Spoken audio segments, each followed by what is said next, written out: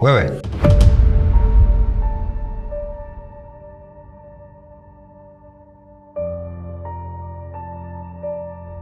hebu njoo hapa.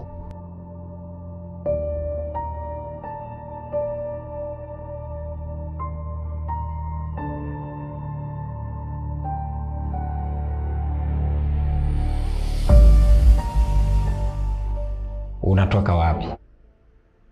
Natoka jana usiku wa kulala hapa.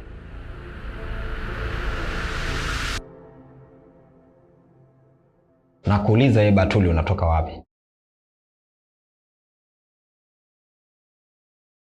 Nakuuliza unatoka wapi? Kwa hiyo hii ndio tabia yako, mimi nikitoka na wewe unatoka, si ndio?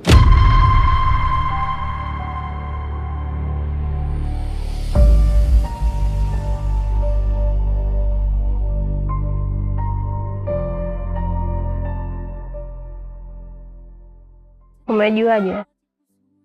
Nitashindaje kujua udhaifu wa mpenzi wangu ambaye ninayempenda? Ila sipo hapa kwa ajili ya kumwongelea mwanaume mwenzangu. Nipo hapa kwa ajili ya kuongea hisia zangu. Na ila nakuhitaji bado. Nahitaji mapenzi yako. Mimi siwezi kuishi bila wewe. Wewe ndio nuru yangu. Na ila nahitaji tuunganike tuwe mwili mmoja mimi na wewe. Hivi, uona akili kweli? Ukiangalia juu mpaka chini, kwa kuishi na mimi ilikuwa mwanzo tu na sio sasa. Umenielewa? Na ila Mwenyezi Mungu amenishushia wewe kama zawadi. Nakuomba Naila, ufungue mlango wa moyo wako, unikaribishe upya katika maisha yako. Naila,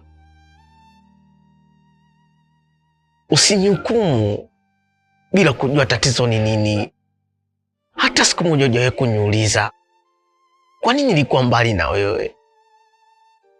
Ungeuliza Naila, hivi nikikwambia chanzo ni nini mpaka nikawa mbali na wewe, unaweza ukanielewa?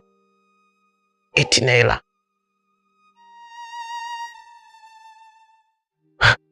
Naila,